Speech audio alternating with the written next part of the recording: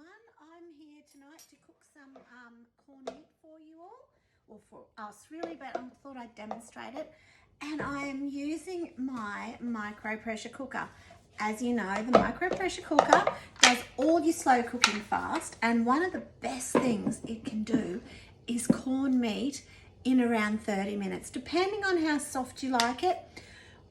I really like my corned meat falling apart, so I do it in 30 minutes, let it depressurize, and then pop it back in the microwave for another 10 minutes. But that's me. A lot of other people I know are happy with just the 30-minute increment, 30-minute time frame. That said, when you're using the pressure cooker, you really don't put it in the microwave for any more than 30 minutes. So if you do like it, if you do want to cook it for 40 minutes, as I said, what I do is I cook it for 30, take it out, let it depressurize, and then put it back in for another 10. Okay, and that way you get, it's nice and safe, and you get a lovely, nice, soft, falling apart corned meat. Now, as I've said, the micro pressure cooker is one of my favorite kitchen tools.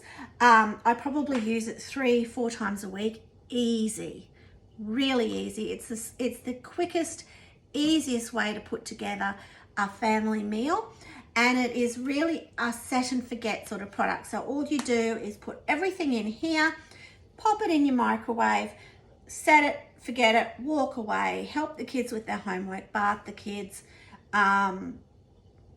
sit down, read a magazine, drink a glass of wine, whatever you want to do, basically. Put a load of washing on, whatever. That time that it is cooking is yours to do with what you wish. So how does this magic thing, the micro cooker, how does the magic in the micro pressure cooker happen?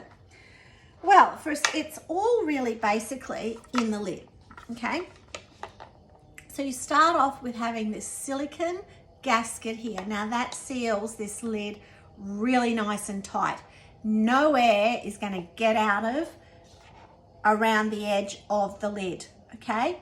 That's the first part. The second part of it is our lock. So if there's a lot of build-up of pressure in your pressure cooker, your lid is locked on nice and tight, and it's not going to blow off in your microwave. The next part to it, which is a really cool safety feature, is the actual pressure release valve, if you have a look at it. So if there is a build-up of too much pressure in your microwave, that pressure release valve then lets go of all the excess pressure, which you will hear in your microwave. It's sort of like shh, shh, shh, shh, shh, away in your microwave. That's perfectly normal. No need to panic, no need to worry. What it's doing is keeping your pressure cooker nice and safe. So, you know, and unlike the stovetop ones that were really quite scary that my nana used to use all the time, you don't have to flick that gauge to get the pressure to escape. You can just simply, this just lets it go the whole time. The other thing you have is a pressure indicator, okay? So if it's standing up nice and tall like that, that means that there is still too much pressure in the cooker for you to take the lid off, okay? Wait until this is nice and flat. That means that the pressure cooker has depressurized, and then always lift it away from you as well, so the steam escapes that way, okay? It really is, though, a wonderful product. I use it not just, basically anything you can do in a slow cooker, you can do in this baby in 20 to 30 minutes. I'm doing my corned meat, but I can do risottos, I can do beef stroganoff, I can do chicken cacciatore, curries, tagines, casserole, stews, whatever takes my fancy, I can do in this. And it's got a handy, I think the literage for the max fill line is about 2.4 litres, okay? So that's where you fill the liquid to in the bowl. Any higher than that, you're not going to get enough pressure build up in your cooker, and then of course it's not going to do the magic.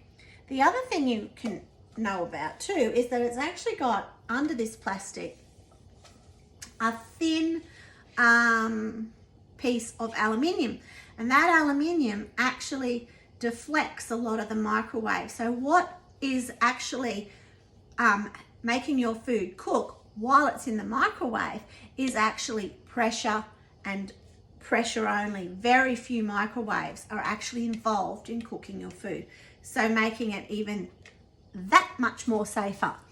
Okay, so the first thing I always do is I'll just grab my knife. Oh, not that one. Oh, sorry.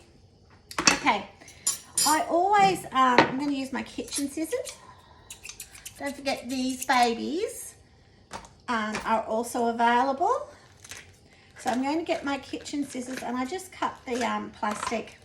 I'm not really keen on using a knife to do that because sometimes you can slip and you can do all sorts of nasty damage. So, oh, yuck. Okay, so I'm just taking this out of the plastic. Let's go, okay. And I always cut it in half, and this again also helps it cook just that little bit better, okay? So once my corned meat is cooked, like so, I just place it in the pressure cooker, okay? And I'm going to fill it up to the max line with the with water.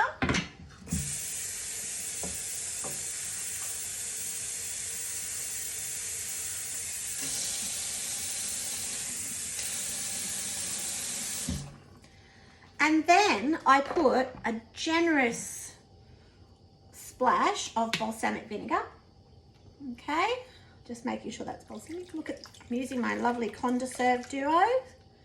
I love having these in the kitchen. They look so stylish and so lovely. I just use them. I have them all sitting next to my stove so I can just grab them and use them whenever I want.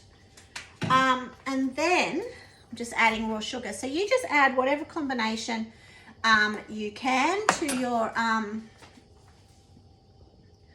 just add whatever combination you want to your corned meat. Whatever you whack in your slow cooker, you can whack in here. I just use, like I said, very, very simply, some balsamic vinegar and some raw sugar. Now, when you're putting your lid on, you actually aim, you marry up that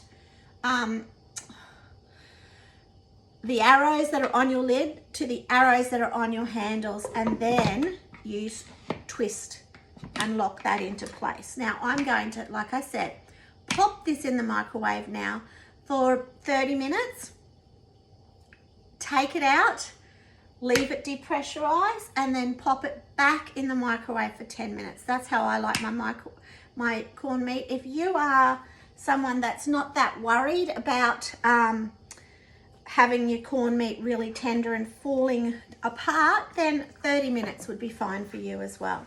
Okay, now while that is cooking, I'm actually going to use that time to prepare my mashed potato and cauliflower, and I'm going to serve this with some cauliflower and white sauce and some mashed potato and some beans.